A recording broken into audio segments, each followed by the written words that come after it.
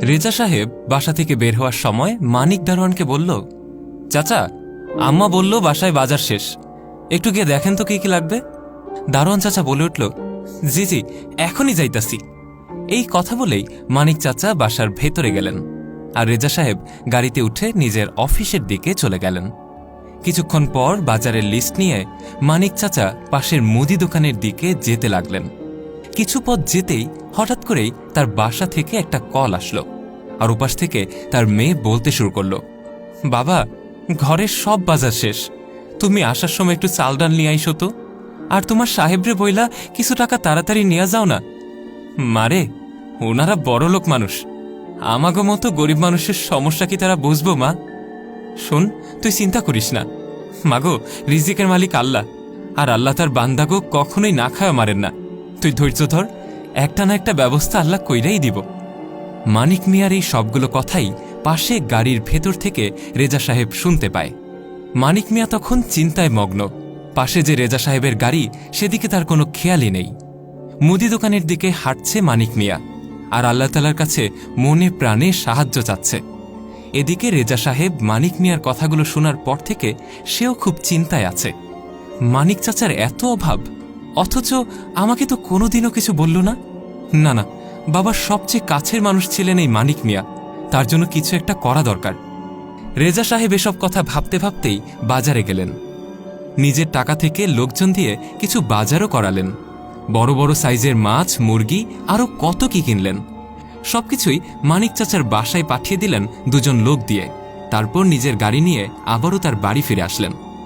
এরপর মানিক চাচাকে তিনি নিজের কাছে ডাকলেন আর বললেন, কি ব্যাপার চাচা, আপনার মন খারাপ মনে হচ্ছে? কোনো কিছু নিয়ে টেনশনে আছেন নাকি? না না রেজা সাহেব, কোনো সমস্যা না, আর টেনশন আমি কোনোদিনও কোনো কিছুর জন্যই করি না। জীবনে হাসি, আনন্দ, সুখ দুঃখ সবকিছুর মালিকই তো ওই উপরে বৈশা আছে। আচ্ছা চাচা, চলেন তো, আপনার বাসায় যাব আমি আজকে। মালিক চাচা রেজা সাহেবের কথা শুনে তার চোখ মুখ পুরোটাই শুকিয়ে গেল। সে জানে তার ঘরে এক মুঠো চাল নেই। সাহেবকে নিজের ঘরে নিয়ে গিয়ে কি খেতে দেবেন প্লেটে?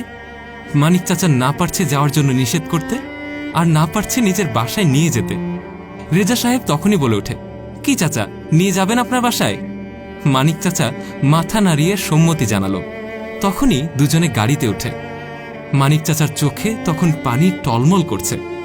আজ প্রথমবারের মতো রেজা সাহেব নিজে থেকেই তার বাসায় যাচ্ছে, অথচ দুটো ডিম কেনার টাকাও নেই তার হাতে। কিছুক্ষণ পর মানিক চাচার বাসায় গাড়িটা এসে পৌঁছল। রেজা সাহেবকে নিয়ে সে তার নিজের বাসায় ঢুকল।